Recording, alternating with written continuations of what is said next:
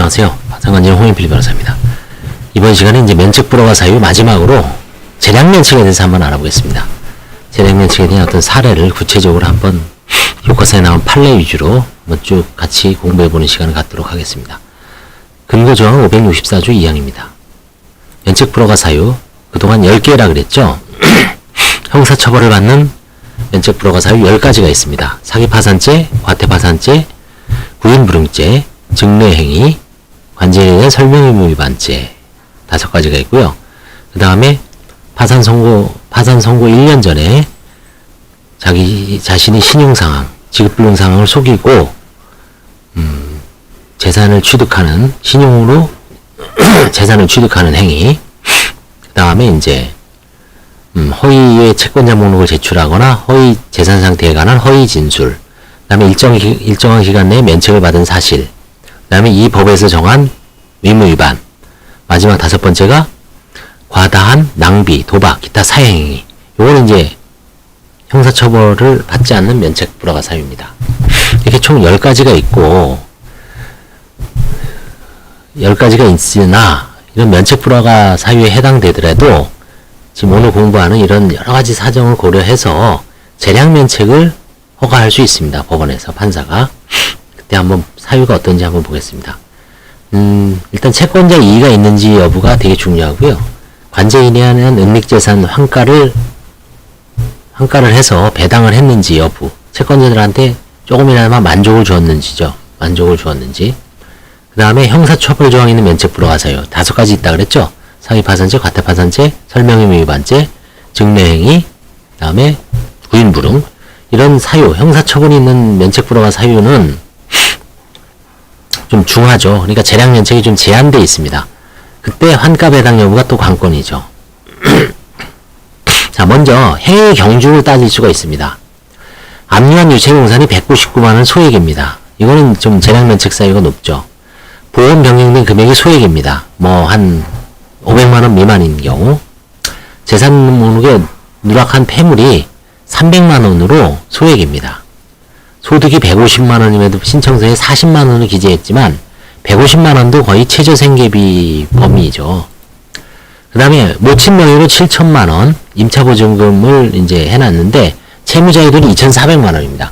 그 2,400만원도 뭐 서울이나 수도권 과밀 억제권역 1급지, 2급지에서는 집행, 압류 금지 재산이죠. 자, 1급지는 서울입니다. 5천만원 보증금. 2급지는 수도권 과밀 억제권역 플러스 김세화용입니다. 김포, 세종, 화성, 용인. 이 4군데입니다. 김세화용. 3급지는 광역시 플러스 파평, 광안리입니다. 파주, 평택, 경기도 광주, 안산, 이천입니다. 예전부터 여주, 이천 해죠. 같은 여주, 이천이라도 이천하고 여주는 틀려요. 그쵸? 이천하고 여주는. 여주는 이제 찾아봐야죠. 수도권 과밀 억제권역이면 2급지고 수도권 과밀 억제권역이 아니면 4급지입니다. 마지막 거기는 2,300입니다. 3급지는 4,300이에요. 벌써 더블 차이 나죠? 마지막 4급지는 2,000입니다. 기타 시군구입니다. 이런 식으로 보증금이 차이가 있죠. 그걸 잘 알아두셔야 됩니다. 자, 그 다음에 사기 고소 사실이 신청서에 누락하였으나 11년 전의 일이고 합의해서 무혐의 처분 받았습니다. 그런 걸 기재 안 했다 그래서 면책 불허가 내리긴 그렇죠. 허위 진술이라고.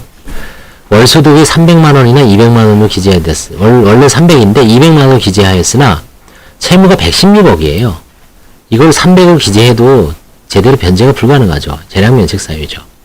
누락한 부동산 지분이 종중선산으로 400만원에 불과합니다. 소액이죠. 그 다음에 채무의 발생 원인과 증가 경위를 살펴봐야 됩니다. 채무자가 타인이 보증 채무를 부담했는지, 그 다음에 차용 명의만 빌려준 건지, 본인들이 직접 뭐 낭비라든가 사업을 해서 말아먹은 게 아니죠.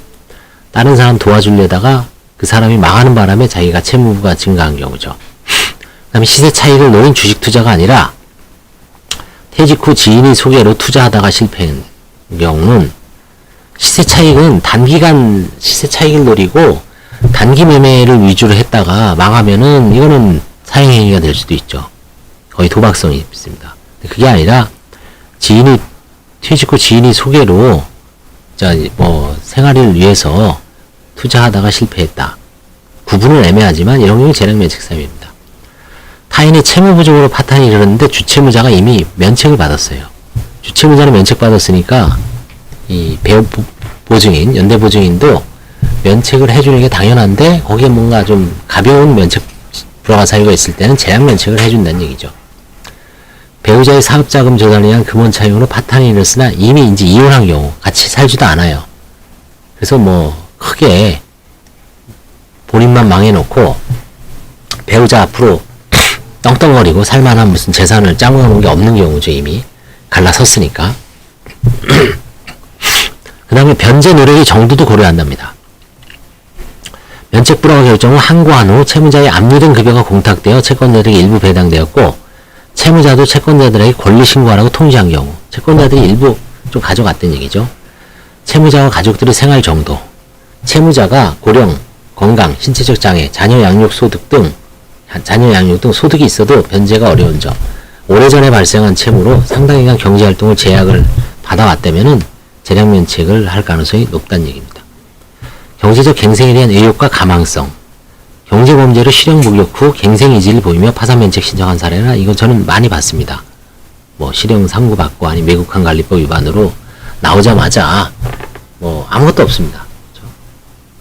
그런 경우에는 이제 자기는 빨리 면책을 받고 뭔가 좀 의욕적으로 하실 분들이죠. 그런 분들은 빨리 재량면책을 해서 특별히 재산이 은닉하는 게 없다면은 어차피 그 불법 행위는 비면책이니까 그건 채권자와 채무자 간의 영역으로 남겨두고 일반적으로 포괄적으로 면책 불허를 한 다음에 면책을 허가한 다음에 갱생 다시 경제활동을 하도록 해주는 게 사회에서도 유리하겠죠. 채권자 측의 사정 이런 경우가 있습니다. 채무자의 선산 지분을 누락하였으나 채권자가 오래전에 위 지분의 가압류를 집행한 사안. 결국은 채권자도 이미 이걸 알고 있었고 가압류만 해놓고는 안 되죠. 본압류를 하거나 소송을 해서 경매를 넣을 수 있었는데 귀찮거나 돈이 안 되거나 본인 비용 들어가니까 안 한 거죠. 채권을 누락하였으나 채권자들이 채권 권리 행사를 사실상 포기한 정황이 나타나는 경우가 있습니다. 이의신청 유무, 채권자의 이의에 의해 불허가 사유가 발견되는 경우에는 재량면책 판단이 좀 더 엄격해지죠. 채권자들의 손실 보전 여부, 누락부동산이 이미 경매되어 배당된 점이 고려됐습니다. 사행이 취소해서 원고 승소 후 경매 처분된 경우, 채무자가 자동차를 손녀에게 증여했으나 자녀가 차를 매각하여 그 매각대금으로 채권자에게 일부 남아 변제한 경우, 그다음 면책으로 인한 채권자들의 불이익 정도도 고려해야 됩니다. 중대한 과실로 야기한 교통사고 채권, 비면책 채권으로 채권자는 권리 행사 가능하나 채무자는 파산 선고의 불이익이 워낙 크므로 이런 경우에 재량면책을 해줍니다. 면책 불허가 사유 행위에 채무자의 관여 정도, 배우자가 재산 은닉 행위를 주도하고 배우자가 불허가 결정을 받았을 때, 상속 분할 지분을 포기한 행위 시 미성년자로서 모친이 주도했을 때, 채무자한테는 큰 과실이 없죠. 다음에 파산 선고 시점부터 아주 오래된 불허가 행위, 10년이 넘은 불허가 행위, 이런 거는 다 재량면책 사유에 해당됩니다. 그래서 이번 시간에는 재량면책 564조 2항에서 법원에서 재량면책을 해줄 때 고려하는 요소 다시 한번 정리해보면 채권자의 이의 여부, 관제인의 은닉재산 배당 한가 여부, 형사처벌 조항이 있는 면책 불허가 사유인지, 행위 경중을 고려하고요. 채무의 발생 원인과 증가 경위도 고려하고요. 변제 노력의 정도, 채무자와 가족들의 경제, 생활 상황, 생활 정도, 그 다음에 경제적 갱생에 대한 의욕과 가망성, 채권자 측의 사정, 그 다음에 이의신청의 유무, 채권자들의 손실 전부 여부, 이런 걸 종합적으로 고려해서 재량면책을 허가하고 있습니다. 감사합니다.